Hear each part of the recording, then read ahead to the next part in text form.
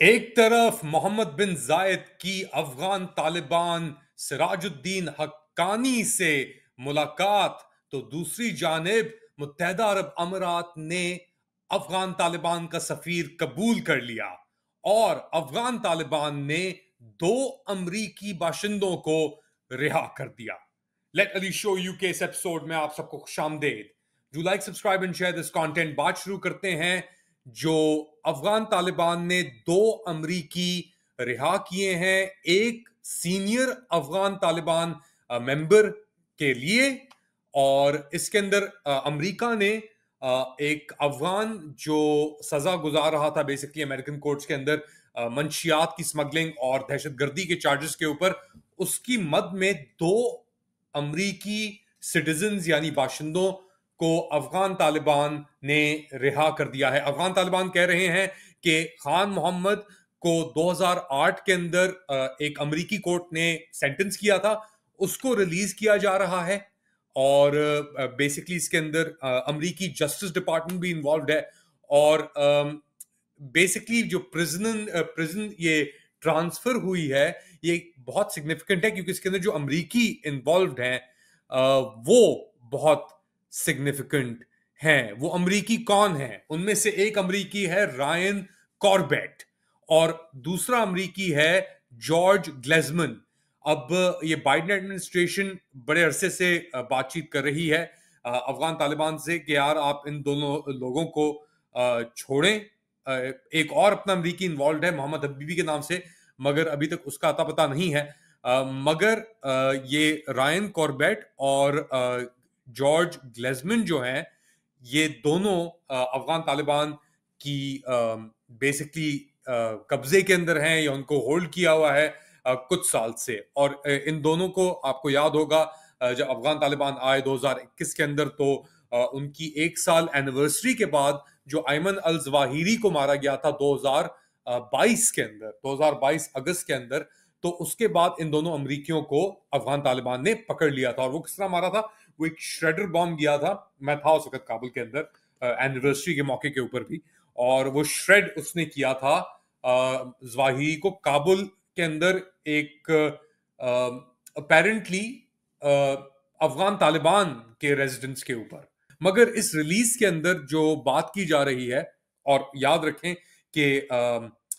कि तालिबान ने इंतजार किया रिहा करने के लिए या ये पूरी चीज को करने की बातें चल रही थी उनकी बाइडेन के साथ, but they waited for Donald Trump to come in. तो it's signalling to Donald Trump as well. Donald Trump को एक मैसेज भेजा जा रहा है कि हम आपसे डील करने के लिए तैयार हैं। और ट्रंप ने भी कहा है, ऑफ कोर्स, क्या कहा है ट्रंप ने कि हमारे वेपन्स जो हैं, जो सामान हम छोड़ के गए थे, और आप वो चेक कर सकते हैं अली मुस्तफ़ा .net के ऊपर जाके आपको मिलेगी एक फहरिस्त मिलेगी आपको था अफगान तालिबान जो रिटर्न हुआ उसके ऊपर जो डॉक्यूमेंटेशन है। मेरी कंट्रीब्यूशन जो है वो आप जाके देख सकते हैं अली मुस्तफ़ा .net के ऊपर। एक रिपोजिटरी मैंने वहां पे बनाई है पिछले 20 साल के काम की, जिसके अंदर अफगान तालिबान का भी बहुत अहम किरदार है ऑफ कोर्स। और अब अफगान तालिबान और स्पेशली सिराजुद्दीन हक्कानी एक ऐसी पोजीशन के अंदर है कि वो अब एमबीसी से भी बात कर रहे हैं, कतर भी इन्वॉल्व है। अमेरिका के अंदर ट्रंप जानता है उन्हें। ट्रंप ने ये नहीं कहा कि मैं तुम्हें कुछ करूंगा, कहा कि अगर तुम्हें अपने पैसे चाहिए तो हमें इक्विपमेंट वापस करो, जिसके अंदर एपीवीज मौजूद हैं, जिसके अंदर हेलीकॉप्टर तो खैर रशियन हेलीकॉप्टर थे जो लिए गए थे अमेरिका के उससे करके, मगर ऑब्वियसली अमेरिकन हार्ड वेपन्स हैं वहां पे मौजूद जो वो छोड़ के गए थे।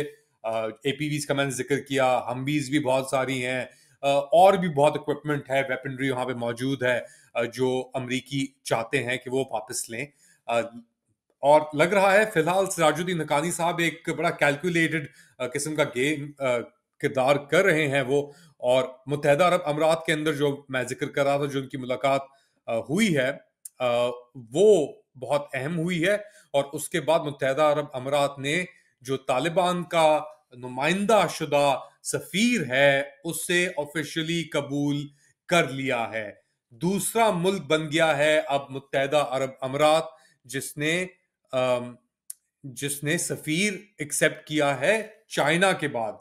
पाकिस्तान के अंदर भी हैं, मगर पाकिस्तान के अंदर आप जानते हैं कि क्या सिचुएशन है। मगर एक बड़े ममालिक, बेसिकली एक गल्फ ममालिक को ये कदम उठाना ऐसे वक्त के ऊपर बहुत सिग्निफिकेंट अफगान तालिबान के लिए। और अब वो आहिस्ता आहिस्ता उनका दोहा ऑफिस वैसे वैसी ऑपरेशनल था, चाइना के अंदर भी उनकी, और चाइना की लिथियम माइनिंग जो चल रही है अफगानिस्तान के अंदर, वो और प्रोजेक्ट्स के ऊपर भी टेक्निकल असिस्टेंस दे रहे हैं। फॉर एग्जांपल जो डैम के अंदर नॉर्थ के अंदर जो बना रहे थे वो डैम, और एनर्जी एक्सट्रैक्शन के लिए, तो ये सब चीजें अफगान तालिबान के हक में जा रही हैं।